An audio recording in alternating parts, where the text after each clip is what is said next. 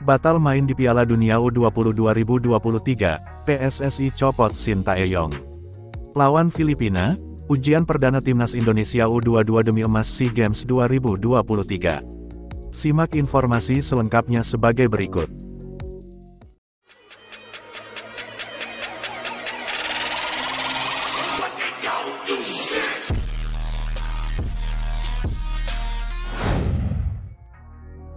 Batal main di Piala Dunia U20 2023, PSSI copot Shin Tae-yong.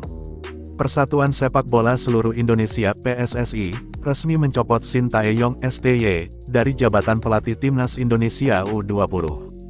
STY diminta fokus menangani Timnas U23 dan senior. Saya sudah bicara dengan Shin Tae-yong akan fokus di senior dan U23. Sebab, kontraknya masih ada, kata Ketua Umum PSSI, Erick Thohir di Jakarta, Jumat tanggal 28 April tahun 2023. Hingga saat ini, belum ada agenda terdekat Timnas Indonesia U20, pasca dibubarkan usai batal tampil pada Piala Dunia U20 2023. Sementara, Timnas Indonesia Senior akan ambil bagian pada Piala Asia 2023, sedangkan Timnas U23 fokus di kualifikasi Piala Asia U23 2024. Pelatih Timnas Indonesia U23 sendiri masih dipegang oleh Indra Syafri untuk event SEA Games 2023. Setelah event ini, akan kembali diambil alih Shin Tae-yong. Ketum Erick mengatakan, pihaknya akan mencari sosok pelatih lainnya untuk Timnas Indonesia U20. Pelatih Timnas Indonesia U20 kami carikan pelatih lain. Itu supaya fokus. Jangan diborong, semuanya Shin Tae-yong, katanya. Erick mengatakan, langkah-langkah tersebut disambut baik Shin Tae-yong, agar bisa lebih leluasa mengatur waktu untuk menyiapkan program untuk Timnas Indonesia Senior dan U23. Shin Tae-yong senang, saya sudah usulkan dan cari alternatif, kata Erick. Erick Thohir mengatakan nantinya Shin Tae-yong akan fokus melatih Timnas Indonesia Senior dan U23. Terdekat, Timnas Indonesia Senior akan ambil bagian pada Piala Asia 2023, sedangkan Timnas Indonesia U23 di kualifikasi Piala Asia U23 2024. Timnas Indonesia U23, U22, saat ini memang masih dipegang kendali Indra Syafri untuk mentas di SEA Games 2023. Namun, selepas itu akan kembali diambil alih Shin Tae-yong. Menteri BUMN itu mengatakan pihaknya akan mencari sosok pelatih lainnya untuk Timnas Indonesia U20. Jadi, Shin Tae-yong tidak dibebani banyak tim saat ini. Pelatih Timnas Indonesia U20 kami carikan pelatih lain. Itu supaya fokus. Jangan diborong, semuanya Shin Tae-yong, katanya. Erick Thohir mengatakan langkah-langkah tersebut disambut baik oleh Shin Tae-yong.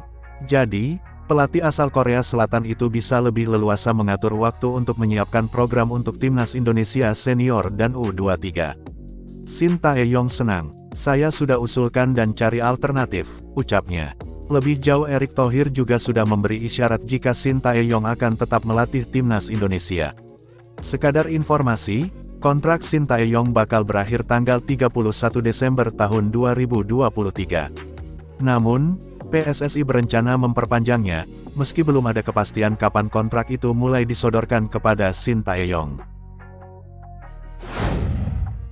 Lawan Filipina, ujian perdana Timnas Indonesia U22 demi emas SEA Games 2023. Timnas Indonesia U22 kembali dibebani target besar pada SEA Games 2023 Kamboja. Seperti partisipasi pada tahun-tahun sebelumnya, para pemain Timnas U22 kali ini kembali diharapkan dapat mengakhiri puasa medali emas yang telah berlangsung selama 32 tahun. Cerita manis mendapat kalungan medali emas yang terakhir kali dirasakan generasi Robby Darwish, kini ingin diulang kembali oleh anak-anak asuh pelatih Indra Syafri.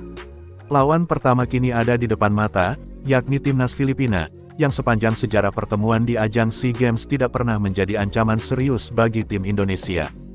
Duel digelar sore hari ini, Sabtu tanggal 29 April tahun 2023 di Phnom Penh National Olympic Stadium. Sepanjang 5 pertemuan di ajang SEA Games, hanya satu kali tim Filipina berhasil menahan imbang Indonesia. Hal itu terjadi pada SEA Games 1977, saat tim Indonesia bermain imbang 1-1. Setelah itu, tim Indonesia selalu keluar menjadi pemenang jika bertemu Filipina di SEA Games.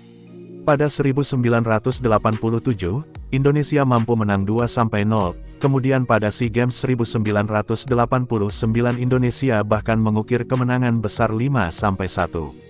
Kedikdayaan Indonesia atas Filipina berlanjut pada SEA Games 1991, saat itu Indonesia memukul Filipina dengan skor 2-1. Kemenangan Indonesia atas lawan yang sama semakin besar pada SEA Games 1993, ketika pasukan Garuda menghantam Filipina dengan skor 3-1. Setelah itu Indonesia bahkan tidak pernah kemasukan sama sekali setiap bertanding melawan Filipina di kancah SEA Games. Pada 1997, Indonesia yang menjadi tuan rumah menang 2-0. Kemenangan dengan skor yang sama terulang kembali pada 2015. 2 tahun berselang, Indonesia menang 3-0. Untuk kemudian pada pertemuan terakhir di ajang Pesta Olahraga Asia Tenggara, Indonesia menggasak Filipina dengan kemenangan 4-0. Catatan-catatan positif tersebut mungkin dapat menjadi amunisi tambahan bagi kekuatan timnas Indonesia menjelang SEA Games kali ini. Namun catatan manis mungkin hanya menjadi kisah masa lalu jika pada kenyataannya Indonesia tidak mampu menampilkan kemampuan terbaiknya. Untungnya pelatih Indra Syafri memiliki waktu yang relatif cukup untuk menyiapkan timnya. Selain memberikan kesempatan bergabung ke timnas bagi pemain yang pada musim lalu membela klub Liga 2 Persikap Kabupaten Bandung, Haikal Al-Hafiz, ia juga mendapatkan tambahan berharga dalam sosok 2 pemain yang merumput di luar negeri. 2 sosok tersebut adalah bek kiri Tokyo, Ferdi Pratama Arhan, dan gelandang KMSK DINZE, Marcelino Ferdinand. Arhan seperti diketahui memang minim kesempatan bermain di klub Jepang Tokyo, namun pelatih Indra Syafri meyakini pengalaman berlatih mantan pemain PSIS Semarang itu di klub salah satu liga terbaik di Asia akan memberi kontribusi positif bagi permainan tim. Sedangkan Marcelino bergabung ke timnas dalam suasana hati yang sangat bagus. Marcelino belum lama ini tercatat menyumbangkan gol bagi DINZE saat klub itu menang 3-1 atas Virton dalam pertandingan playoff degradasi kompetisi divisi kedua Belgia, pada Sabtu, 22/4 silam. Pelatih Indra Syafri diketahui suka menggunakan formasi 4-3-3 untuk tim-tim asuhannya. Sedikit kilas balik pada final SEA Games 2019, saat Indonesia di bawah asuhan pelatih Indra Syafri takluk 0-3 di tangan Vietnam. Saat itu, pelatih Indra Syafri memasang Nadeo Argawinata sebagai kiper, kemudian kuartet Asnawi Mangkualam, Andi Setio, Bagas Adi, dan Firza Andika menghuni lini belakang. Untuk lini tengah, saat itu pelatih Indra mempercayakan kepada trio Sani Rizky, Evan Dimas, dan Zulfiandi, sedangkan di depan ia memasang trio Osvaldo Hai, Witan Sulaiman, dan Sadil Ramdhani. Formasi serupa kembali digunakan pelatih Indra Syafri pada pertandingan uji coba terakhir timnas, saat menghadapi Lebanon pada pertengahan April silam. Saat itu untuk 11 pertama pelatih ini menurunkan kiper Adi Satrio, kemudian lini belakang dihuni kuartet Fajar Faturrahman, Rizky Ridho, Alveandra Dewangga, dan Salman Al-Farid.